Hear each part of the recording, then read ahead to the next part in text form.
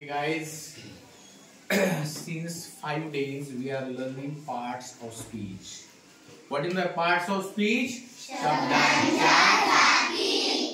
We learn noun, pronoun, adjective, verb, adverb. Today we are learning preposition. Okay.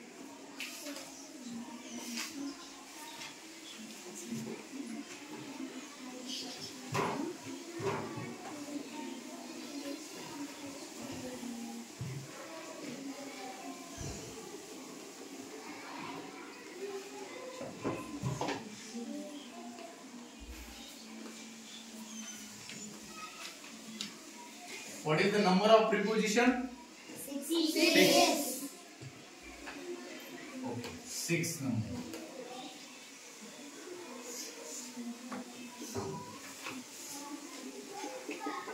सगळ्यात पहिल्यांदा preposition म्हणजे काय आहे समजून घ्या. प्रिपोजिशन म्हणजे काय? शब्दयोगी अव्यय. काय त्याचं नाव? शब्दयोगी अव्यय.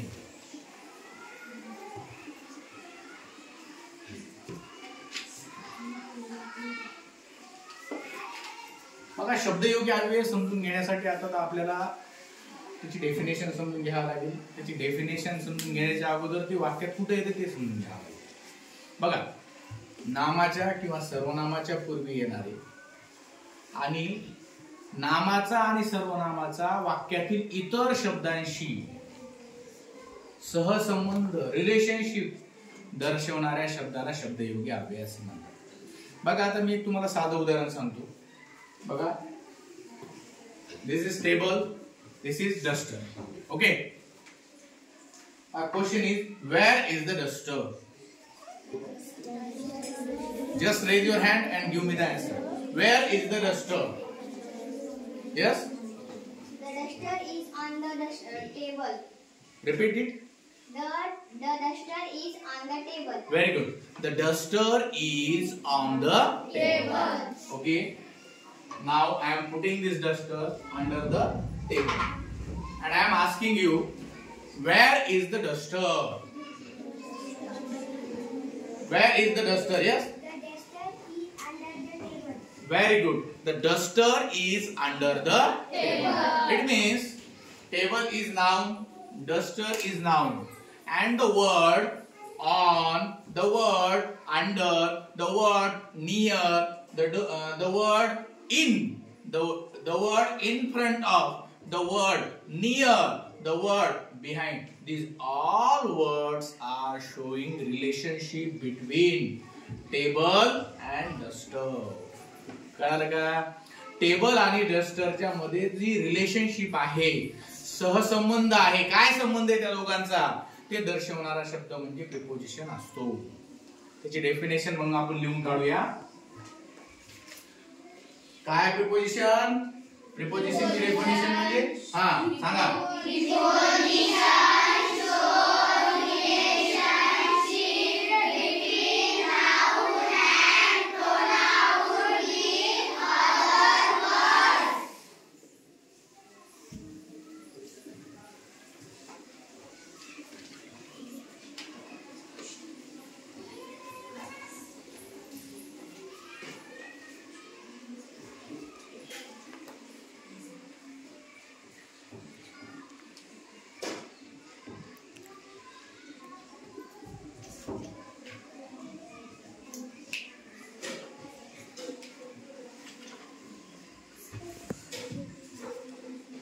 बरोबर आहे का? बघा एकदा.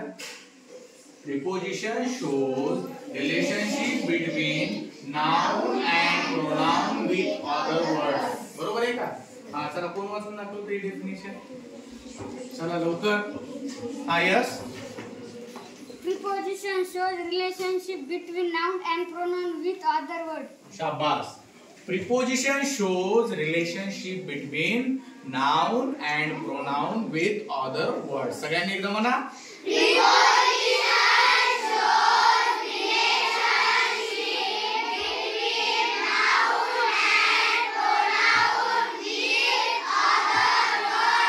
मग आता याची मराठी डेफिनेशन कशी करणार आपण? नामाच्या व त्यांचा इतर शब्द वाक्यातील इतर शब्दांशी सहसंबंध जोडणाऱ्या शब्दाला शब्दयोगी अव्यय असे म्हणतात. उभं राहून कोण सांगतो रे? हा यस जयश्री स्टँड अप. नामाच्या व सर्वनामाच्या पूर्वी वापरल्या जाणाऱ्या आणि त्यांच्या वाक्यातील इतर शब्दाशी सहसंबंध दर्शवणाऱ्या शब्दाला शब्दयोगी अव्यय असे म्हणतात. Very good. आता त्याचे जे एक्झाम्पल्स आहेत ते एक एक हात वर करून सांगायचे मला. चला हा सांगा. ऑन. Very good. त्यानंतर दुसरं यस इन. त्यानंतर यस चला इन फ्रंट ऑफ. त्यानंतर अंडर. त्यानंतर नियर. ठीक आहे भरपूर आहे. टी सी लिहून टाकतो मी. मग आता या एक्झाम्पलला घेऊन एखादं वाक्य सांगू शकता का तुम्ही? आता आपण जसे वाक्य तयार केले तसे. जसं आता आपण वाक्य तयार केलं तर duster is on the table. On आलं ना त्या एक्झाम्पल मध्ये.